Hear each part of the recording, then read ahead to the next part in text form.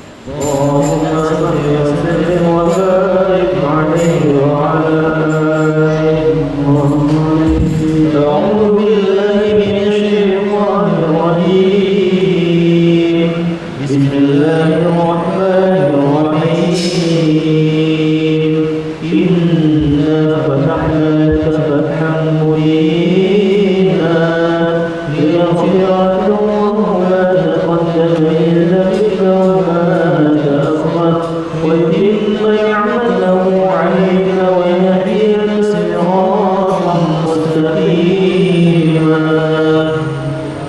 وينصرك الله نصرا عزيزا لقد جاءكم رسول من أنفسكم عزيز عليه ما عنتم حريص عليكم بالمؤمنين رؤوف رحيم فإن تولوا فقل حسبي الله لا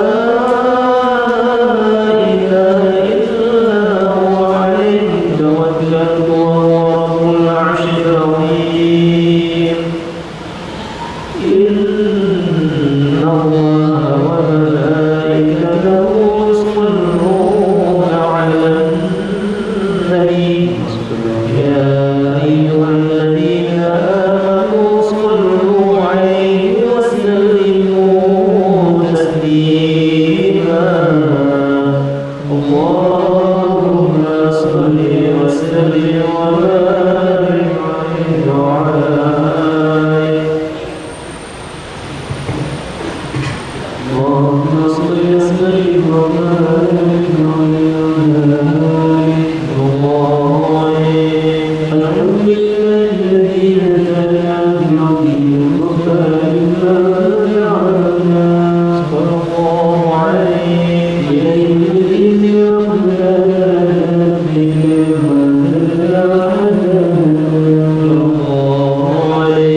صلى عليكم وبارك الذي بك شفع الصلاة صلى الله عليه وعلى آلك الأطهار العزيز بك أسماء صبر الأزياء صلى الله عليه وعلى أصحابك الكرام المهاجرين أصحابه والولاء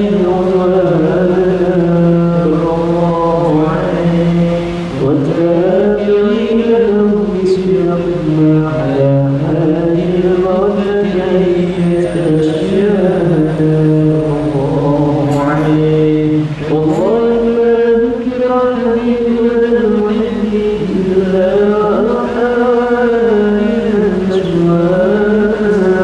الله عليه أي المحبون الذين عليهم فليصل على باس الله عليه لا يسمعون بذكر المصطفى الذين نشر الله عليه فلا يتكلم استسلام لقاء يستسلم صلى الله عليه حال المحبين لا تسمع لا سير الشفاء والإجلال صلى الله عليه وأصلت إلى أصول قلب الكبار بدر قلبك يمتلئ يا ربنا صل وسلم دائما على حبيبك إليك اللهم صل وسلم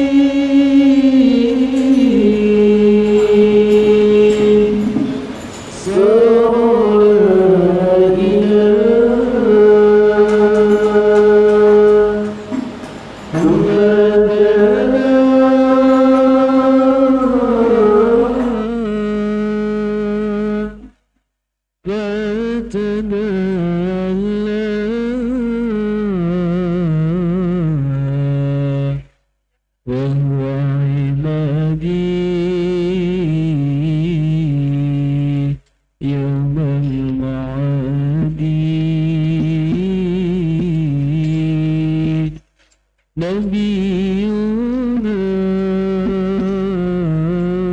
نبينا طه المختار حي الهادي صلى الله على النبي محمد عليه حي الهادي بأجمل ذكر صلوا معنا يا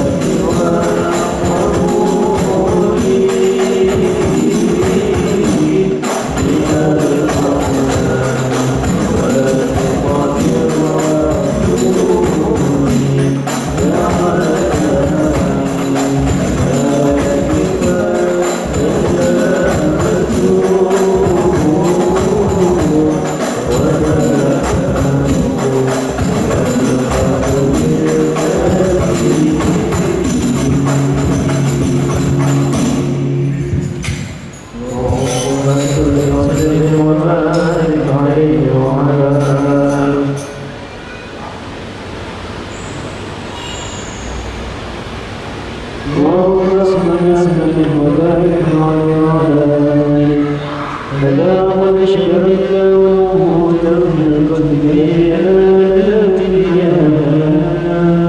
صلى الله عليه أخذ ميثاق النبيات لكم بحكمة الإسلام صلى الله عليه وجاءكم رسولنا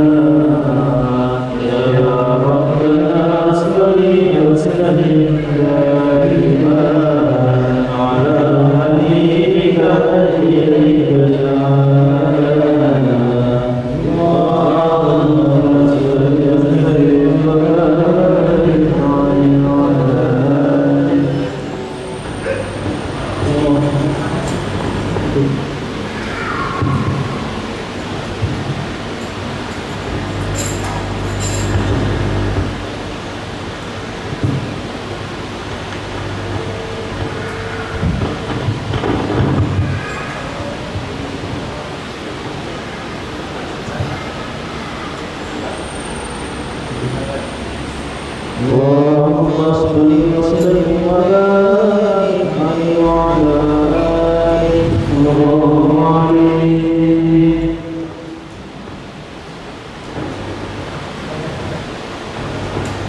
ربي ربي ربي سلمنا يا رب يا رب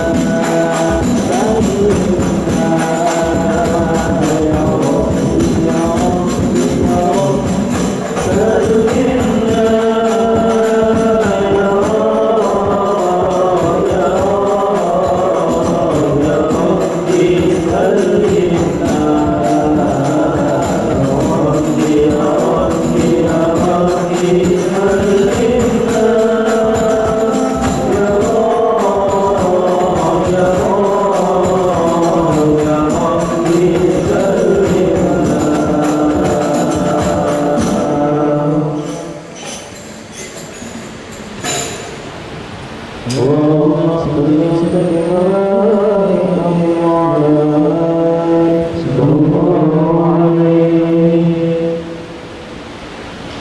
لما بلغ كل رسل أحمد عليه من ما جاءه قد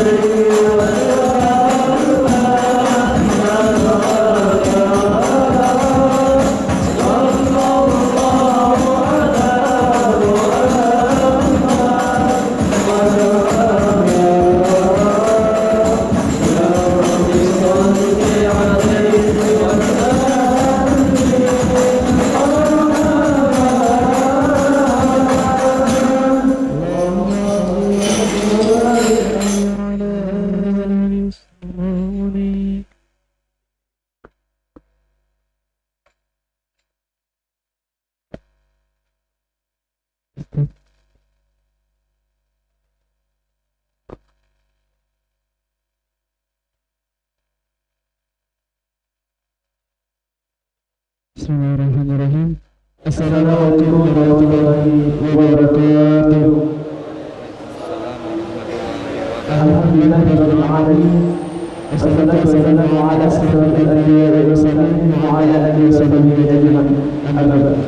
Hadirin sahabat iman serta pemirsa sekalian yang insyaallah dirahmati Allah Subhanahu wa taala. Alhamdulillah pada hari ini yang 9 September 2024 ini bertepatan dengan 8 Jumadil Awal pada 6 Hijriah telah hadir bersama kita dengan Ustaz Nurul Iman yang menyampaikan ceramahnya dengan tema pertanyaan pribadi. Sebelum kita memulai acara kita pada pagi hari ini, ada baiknya kita membaca umum kitab dari surah Al-Fatihah Al-Hadiyah wa ila hadratin Nabi Muhammad sallallahu alaihi wasallam. Al-Fatihah.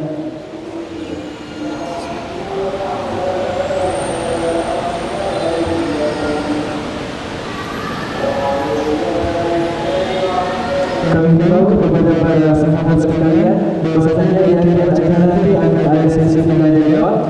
Bagi ikhwan silakan mengangkat tangan dan bagi akhwat silakan duduk di atas tempat. Selanjutnya mari kita dengarkan bersama-sama ceramah yang akan disampaikan oleh Fadilatul Ustaz Nurul Iman.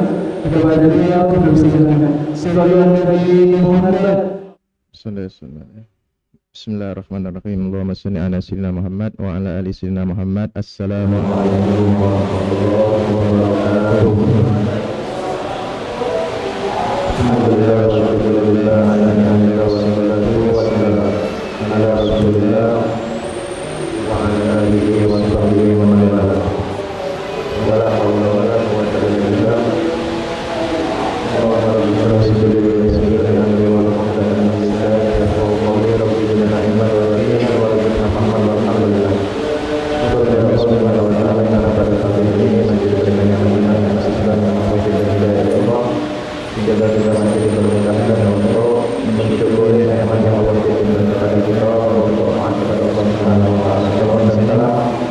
Tidak seperti pikiran kita senantiasa kepada Allah dan dalam sunnah Muhammad sallallahu alaihi wasallam. Ya, setiap orang yang bertawaf kepada beliau akan dikenal oleh Nabi Muhammad sallallahu alaihi wasallam dan akan mendapatkan syafaat di kiamat yang kelak. Tema pada hari ini yaitu 10 tanda hatinya. Bismillahirrahmanirrahim. Alhamdulillahirabbil alamin. Wassalatu wassalamu ala Muhammad wa ala Muhammad. Qala an Ibrahim bin Adham rahimahullah anhu ta'ala suqa min aswal al-basra fajala ilayhi an-nas faqala ya ashab inna Allah ta'ala yaqulu fi kitabihi wa da'u astajib lakum wa ana nad'u mutluka falas astajib lana faqala Ibrahim bin Adham ya al-basra ma tad'u bi ajab ya. Di sini pernah diriwayatkan suatu ketika Sayyidina Ibrahim bin Adham, ulama sufi yang begitu terkenal dengan hikmah-hikmah yang begitu hebat. Namanya Ibrahim bin Adham. Masuk ke pasar, salah satu pasar-pasar yang ada di Basrah. Lalu nama beliau ini terkenal. Di zaman itu beliau ini ulama yang viral. Lalu ketika mereka mengenalnya ada Ibrahim bin Adham, lalu mereka pagi kalian berkumpul menemui beliau. Ibarat kalau kita di Palembang ini terkabar Ustaz Abdul Somad ke Palembang, tiba-tiba ke pasar 16 jalan kaki. Nah, Ustaz Abdul Somad kumpul kan ada kira-kira? Kumpul, cuma kalau ini berkumpul nak tanya Ustaz Abdul Somad. Mereka berkumpul, hanya mungkin ada beberapa tanya, kita punya masalah yang sama. Apa masalah mereka? Mereka bertanya ya apa sehat? Inna Allah Ta'ala yaqulu fi kitabih. Kami nak bertanya dengan kawan di dalam Al-Syekh.